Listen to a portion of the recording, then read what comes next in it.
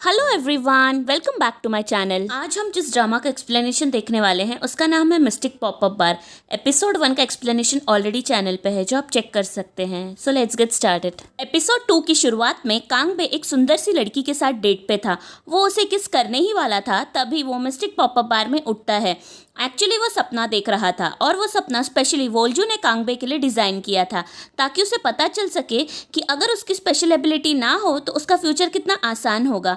और ये सपना दिखा के वोल्जू कांगबे से कॉन्ट्रैक्ट साइन करवाना चाहती थी। वोल्जू चाहती थी कि कांगबे 1 महीने के लिए उसके पास काम करे और उसे सिर्फ 9 लोगों को टच करके उनसे उनकी प्रॉब्लम्स को रिवील करवाना था।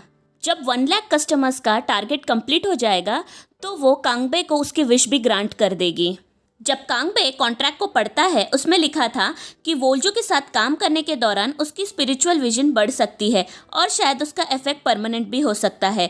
जब कांगबे इसके बारे में उन दोनों से पूछता है तो मैनेजर बोलता है कि लोग तुम्हें देखते ही अपनी सारी चिंताएं और परेशानियां बताना शुरू करेंगे। ये सब सुन के कांगबे डर जाता है, पर वोल्जू से बोलती है कि ऐसा कुछ नहीं होगा। वो मैनेजर गुई से पूछता है कि अगर वोल्जू 1 महीने के अंदर 9 लोगों की मदद नहीं कर पाई तो क्या होगा। तो वो बोलता है कि वोल्जू तो नरक में खींची चली जाएगी और तुम्हारी स्थिति ऐसे खराब कंडीशन में परमानेंटली रह जाएगी। ये सब सुनने के बाद कांगबे कॉन्ट्रैक्ट साइन करने से मना कर देता है और वहां से चला जाता है। अब जब कांगबे घर पे आता है तभी उसकी लैंडलेडी मिस एंडोंग उसके लिए खाना लेके आती है।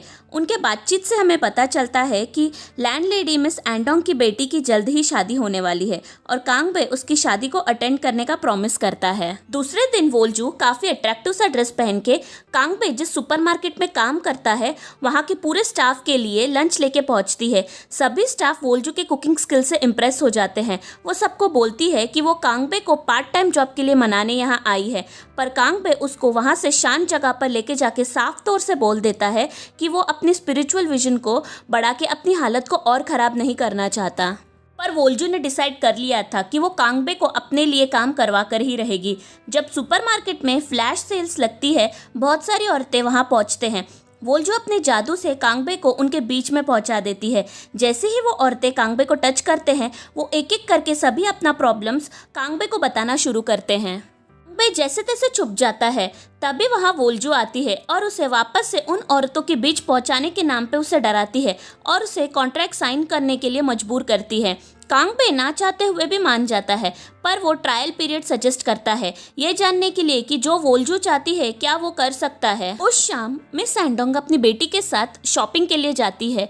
एंडोंग कॉस्मेटिक के बारे में अपनी बेटी इंसू से कंप्लेंट करती है कि वो मेकअप प्रोडक्ट्स नहीं यूज़ कर सकती क्योंकि उनकी स्किन काफ़ी एलर्जिक है, पर इंसू जोर देती है कि वो प्रोडक्ट्स ऑर्गेनिक है।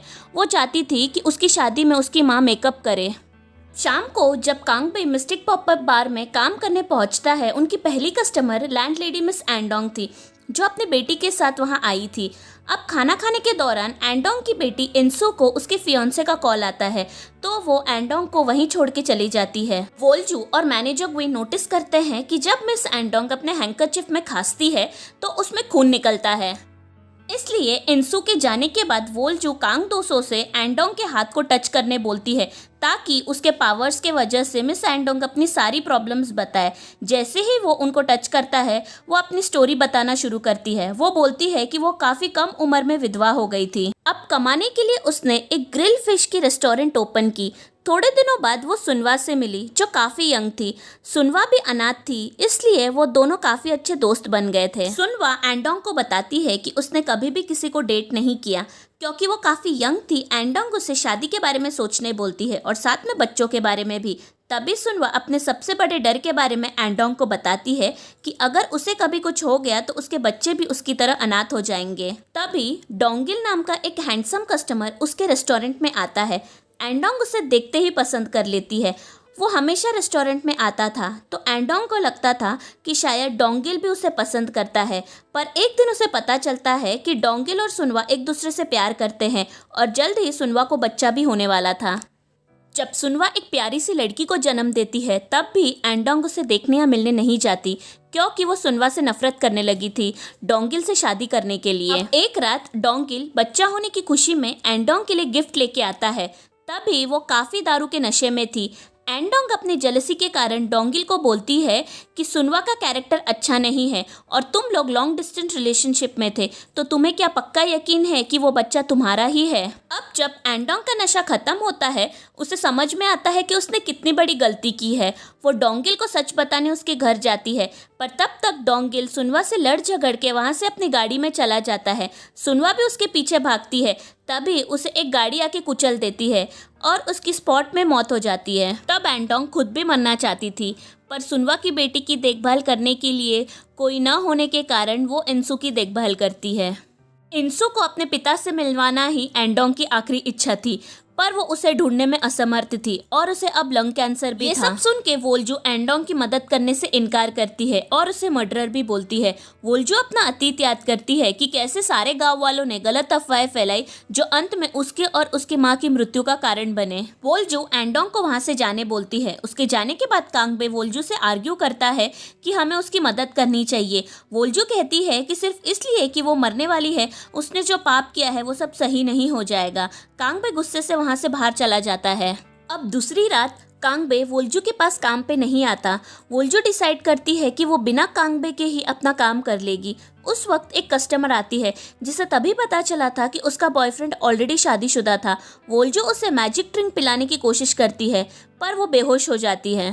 कांगबे डिसाइड करता है कि वो मिस एंडोंग की मदद कर ही रहेगा। मैनेजर गुई और वोल्जू कस्टमर को टैक्सी तक लेके जाते हैं। तब तक कांगबे मिस्टिक पॉपअप बार में आके मैजिकल ड्रिंक को अपने बॉटल में चुपके से डाल के वहाँ से लेके चले जाता है। पर जब तक वो घर पहुंचता है, एंडोंग ऑलरेडी बेहोश थी, इसलिए कांगबे उसे हॉस्पिटल लेके जाता है। इंसू अपने मॉम के बेड के बाजू में रो रही थी क्योंकि उसे अभी अपने मॉम के लंग कैंसर के बारे में पता चला था। तभी कांगबे को वोल्जू का कॉल आता है क्योंकि वोल्जू को अपने मैजिकल ड्रिंक के गायब होने के बारे में पता चल चुका था। कांगबे हॉस्पिटल रूम के बाहर जाके कॉल पिक करता है। फोन पे मैनेजर गुई उसे वार्न करता है कि वो मैजिकल ड्रिंक उसे किसी को भी पीने नहीं देना है। जब कांगबे वापस हॉस्पिटल रूम के अंदर जाता है, इंसू ने ऑलरेडी मैजिकल ड्रिंक पी लिया था। वो सोफा पे बेहोश थी। जैसे ही कांगबे उसे टच करता है, वो उसकी सपनों की दुनिया में पहुंच जाता है। वहाँ काफी अंधेरा था। वो अचानक गिर जाता है। उसे ऐसा लगता है कि वो काफी सारी सीढ़ियों से नीचे गिरा है। वो डर के मारे मम्मी बोलते हुए रोना चालू करता है। इसी बीच वोल्जू हॉस्पिटल पहुंचती है और इंसू और कांगबे को बेहोश देखती है, इसलिए वोल्जू भी इंसू के सपनों की दुनिया में जाती है। तभी कांगबे रो रहा था। वो उसे होश में लाने के लिए एक थप्पड़ मारती है और बोलती है कि बस लाइट ही ऑन करना था। वो कांगबे को बोलती है कि जब वो सब प्लान आउट करेगी तभी उसे सपनों की दुनिया में जाना है, वरना वो हमेशा के लिए वहाँ फंस सकता है। अब वो दोनों इंसू के सबकॉन्शियस माइंड में थे, जो एक मूवी थिएटर जैसा था।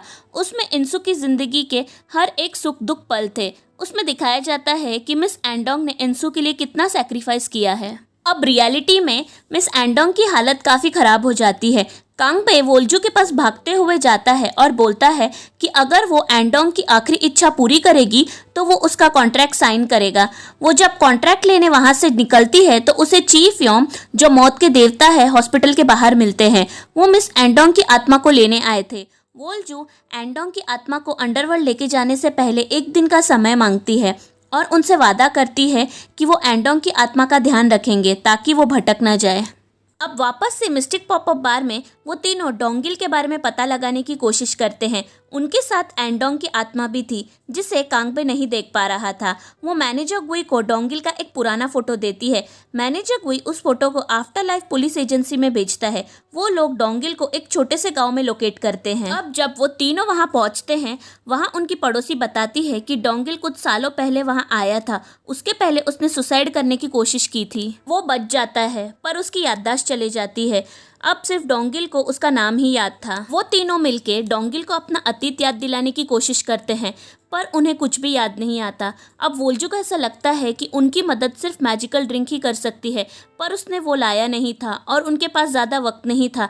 तभी कांगबे बोलता है कि उसके पास चुराया हुआ मैजिकल ड्रिंक थोड़ा बचा है। अब जैसे ही उन लोग डोंगिल को वो मैजिकल ड्रिंक पिलाते हैं, तो ड्रीम वर्ल्ड में उनकी सबसे पहली मेमोरी खुद की सुसाइड करने वाली थी। तो मैनेजर कोई बोलता है कि हमें उनके सबकॉन्शियस माइंड में और डीप जाना पड़ेगा। अब जब उन लोग उसके सबकॉन्शियस माइंड में पहुंचते हैं, वहाँ काफ़ी लंबी सीढ़ियाँ थी। सीढ़ियों के अंत में एक बंद दरवाज़ा को खोलने के लिए एक इलेक्ट्रॉनिक कोड को डालना ज़रूरी था। वोल्जू एक कोड डालती है पर वो कोड रॉन्ग निकलता है, जिसकी वजह से वहाँ की फर्श गिरने लगती है। अब दूसरा अटेम्प्ट मैनेजर भी ट्राई करता है पर वो भी फेल हो जाता है। अब सिर्फ दरवाजे की आसपास की फर्श ही बचती है।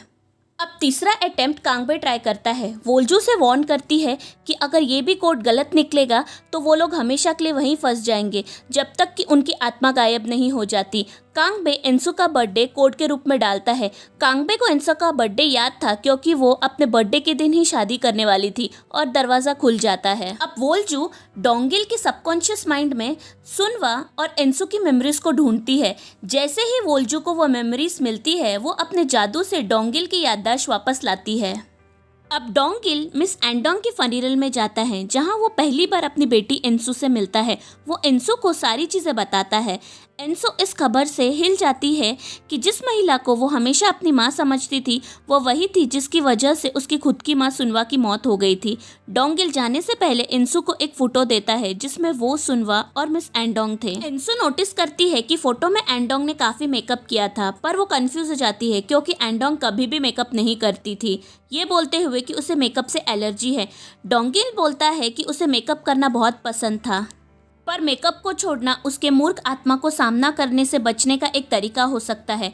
डोंगिल के जाने के बाद एंसु अपनी माँ यानी एंडोंग के फोटो को देखती है और वो खुद को काफ़ी गिल्टी महसूस करती है, हर वो समय के लिए जब वो अपनी माँ से मेकअप ना पहनने के लिए शर्मिंदा होती थी। वो एंडोंग को अपनी अच्छी परवरिश करने के लिए और एक अच्छी माँ बनने के लिए थैंक यू बोलती है। ये सब एंडोंग की आत्मा देख रही थी। वो बहुत भावुक हो जाती है। अब क्योंकि उनकी आखिरी इच्छा पूरी हो चुकी थी, वो चीफ योम के साथ आफ्टर लाइफ जाने को तैयार हो जाती है। जाने से पहले वो वोल्जू को थैंक यू बोलती है। अब आफ्टर लाइफ में एंडोंग सुनवा से मिलती है। वो रोते हुए अपने घुटनों पे गिर के सुनवा से माफ़ी मांगती है, पर सुनवा एंसु की अच्छी परवरिश करने के लिए उसे थैंक यू बोलती है और उसे अपनी आत्मा को शांति देने के लिए भी बोलती है। अब मैनेजर गुई और कांग 200 बास्केटबॉल गेम खेलते हैं। कांगबे हर गेम को जीतता है, तो मैनेजर गुई उससे पूछता है कि वो प्रोफेशनल टीम में क्यों नहीं खेल रहा है, क्योंकि वो बास्केटबॉल काफ़ी अच्छे से खेल रहा था।